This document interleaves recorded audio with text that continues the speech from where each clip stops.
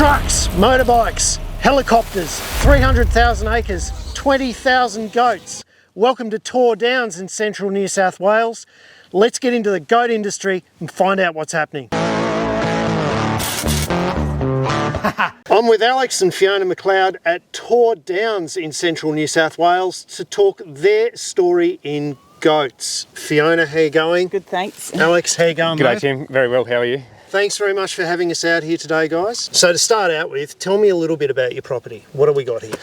So we're a large-scale Western New South Wales property. We're about 120,000 hectares, and we should be running about 20,000 DSE of sheep, but we have focused more on goats over the years as the country type that we're in can't sustain that number of sheep because it's very low rainfall sort of country and pretty rough sort of sandhills and scrub sort of country. So we've focused more on the goat operation more than the sheep and the cattle operation here. And when we were flying, Alex, over some of that country yesterday, it became quite evident when we flew over properties that had sheep or cattle on them, the change and the difference in the vegetation on the ground was dramatic, wasn't it? Yes, sheep seem to be much more selective than goats. Goats will eat more of a variety of food and they'll eat more foliage and scrub and then go back to the grass, and they need more roughage in their diet than sheep, whereas sheep will strip grass out of country very quickly, so you have to run a lot less numbers of sheep than you do goats, and goats seem to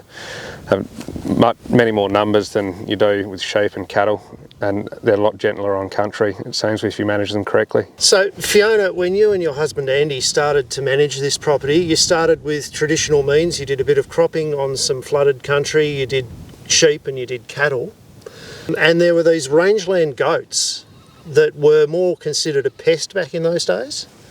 Yes, they were considered a pest, and we didn't have good markets for them to get rid of them.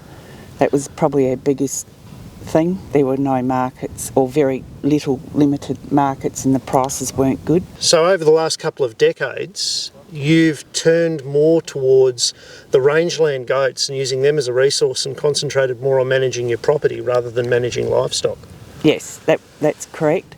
The goats, well, have increased in numbers over the last couple of decades compared to what they were when we first came here, and you do have to manage them, or else, you know, they do denude country if you don't manage them. So Alex, the big surprise in all of this has been when you started to manage the country rather than manage livestock, and you just took advantage of these rangeland goats.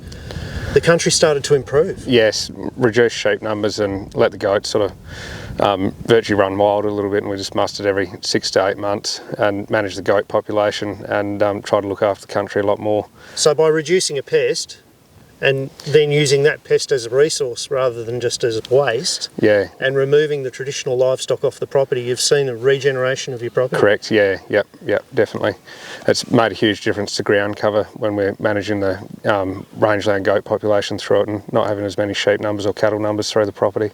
We went for a flight over some country that still has managed sheep and cattle on it the other day, and the difference with what you could show me from the air was quite remarkable, even just in the natural spinifex and things like that are on the ground. Yeah, the sheep seem to strip the grass and ground cover out of the country very quickly if you're not getting the rainfall, whereas if you're getting very minimal rainfall like we do out here, the goats are a lot gentler on country if you manage their population correctly. So the wild rangeland goats sort of take a little bit of everything, don't they? They don't concentrate on grass, and that's allowed the country to hold together much better. Yes, correct, yeah. As long as the numbers are kept on top of, they manage the country really well for you.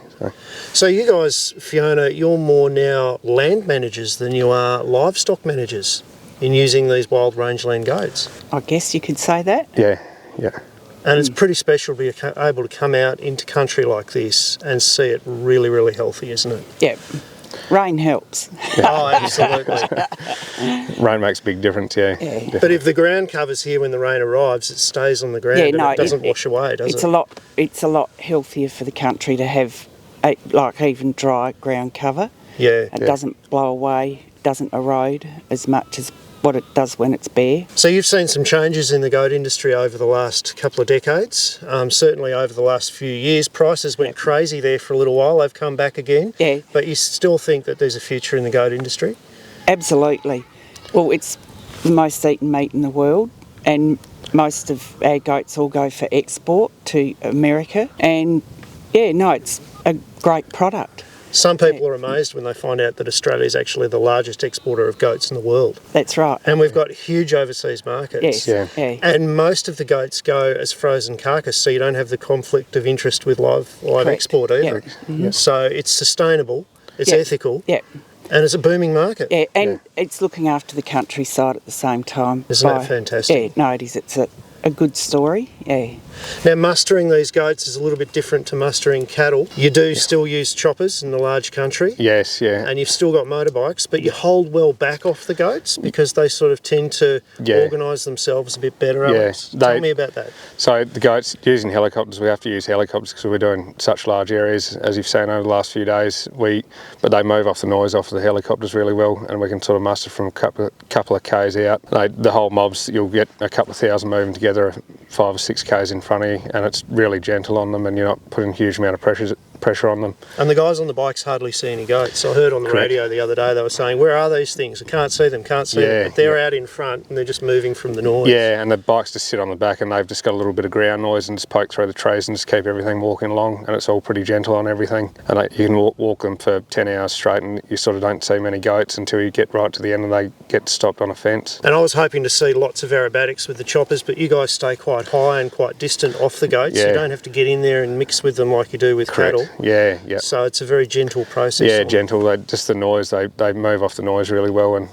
the goats move off the noise because it's all pressure and release, and the other pilot that's here as well is really good at putting his noise in the right spot, and it's all about just putting your noise in the right spot, putting the pressure in the right spots, and then releasing and letting them walk naturally, I suppose. So. And you have to use different yards with goats as well. Old sheep yards aren't necessarily the best thing out. No. It's actually led to a side business for you called Pastoral Panels. Yes, Pastoral Panels. It came through the drought in 2017, and we were very dry here and had very minimal numbers, and we didn't have access to good sets of yards, and we were trying to build them. It was taking too long and never had time. So you just started making your own. Just started making my own. We started in the shed at home and started designing stuff, and then started designing stuff on the computer and getting stuff made, and it grew from there, and other farmers in the area started buying my products, and then it grew from there. And 2019 moved to town and bought a workshop in town and a depot, and it grew from there, and now we're selling through a large distribution network through Australia, so it's grown exponentially in the last 3 to 4 years, so it's been really good. It's made our life a lot easier working in good yards. Yeah. It's quicker Very and fast. less stress on the animals and the humans. Yeah. And if you're going to specialise in a certain type of livestock, it makes sense to get your equipment right, doesn't it? Yeah. Now, Fiona, you and your husband still have some cattle and some sheep on the property, but only low numbers. Yep. And you're actually talking about getting rid of some of those as well. Yes. And just concentrating on managing the land. Yep. And using this wonderful resource of rangeland goats. Yes. Yeah, well, it's dried off to what it was, and we've got to get sheep numbers down. And reduce the cattle numbers as well. Reduce the cattle have to go as well. Yeah. So guys, the big surprise, I suppose, for a number of people watching is that goats have actually been better for the country than sheep and cattle. They're often seen as environmental villains, as pest animals, and as animals to get rid of off your property so that it can do better numbers.